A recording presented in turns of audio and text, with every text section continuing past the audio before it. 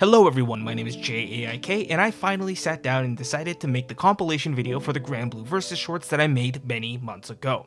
Obviously, I'm more of a versus player than I am a Granblue fantasy player, though I am familiar with side games and their many other IPs.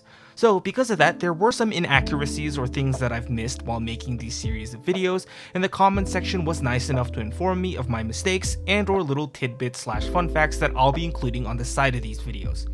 I'm not afraid to admit when or where I got things wrong, so if you got any more things that you would like for me to add or things that I still got wrong, feel free to add them down in the comment section down below. Anilla is the newest addition to the Granblue Fantasy vs Rising roster, and as a Sheep fan myself, I couldn't be happier. And it was about time Versus got their Zodiac representative, as there was a severe lack of them in the base game, despite how iconic and important they are to the Granblue fanbase. And I for one couldn't be happier with her implementation in the game. While she takes her duties as one of the 12 Divine Generals very seriously, they don't forget to play into her more playful and sleepy side, a cute reference to how people would count sheep before going to bed. So while she is very good at combat and fighting against her foes with overwhelming strength, she does it with such ease that she's able to put on a XD face and pet her sheeps who double down as projectiles while fighting. She's her own unique and interesting character, despite being a big love letter to SNK's very own Terry Bogard. And they don't forget this either, as Gilded Heaven Strike is a reference to Power Geyser, and Fury of the Ram being a double hitting move like Terry's iconic Buster Wolf. One of the running jokes that I had with a former coworker about our love and appreciation for Granblue Fantasy and Siegfried is that everyone is a little bit in love with this character. I mean, he's cool with the mask on, and my god is he good looking with the helmet off as well.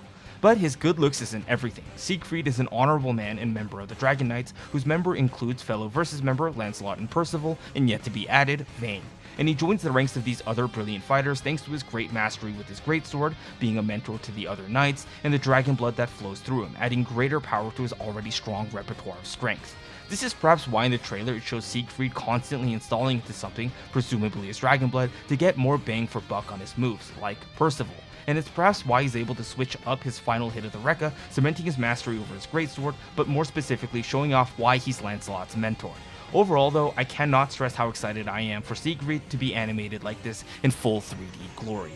Nier, the Evoker of Death, is one of the newer characters and the first puppet character being added into Granblue Fantasy Versus. She holds an Arakarum, a series of tarot cards that contain primal beasts, which in her case is Death.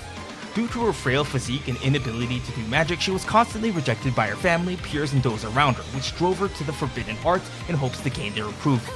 It's here she meets Death, who accepts and loves Nier unconditionally after realizing that the people around her never actually loved her. This wicked and twisted relationship would cause Nier to go around essentially killing anyone that doesn't love her, as they would never fit into her new world. Nier, as stated before, isn't all that powerful, which is why the relationship with Death is so important. Players in Versus will have to embrace this fact that Nier by herself cannot be strong. Using Death to open up opportunities to put opponents into uncomfortable situations will become that much more important, especially when going for wacky mix-up opportunities and just to catch the opponent off guard. Because, at the end of the day, she doesn't need you in her new world if you decide to fight her. The self-proclaimed God of War Grimnir makes his debut in Granblue Fantasy Versus, and I couldn't be happier. Grimnir, for a lack of better words, is your standard Chunibyu archetype, aka the 6th grader disease, of pretending they're far grander, the main character, the chosen one in a world that's completely made up in their mind, which is why we see Grimnir fumble about while trying to look cool in his Skybound arc. However, while he may fumble around trying to look cool in his world of theater, Grimnir is the real deal, as he is able to control wind at almost pinpoint accuracy from gentle breezes to violent storms. This is why his movement in Versus looks to be unmatched, as he sets up points of wind where he can seemingly get extra dashes whenever he interacts with these points of interest.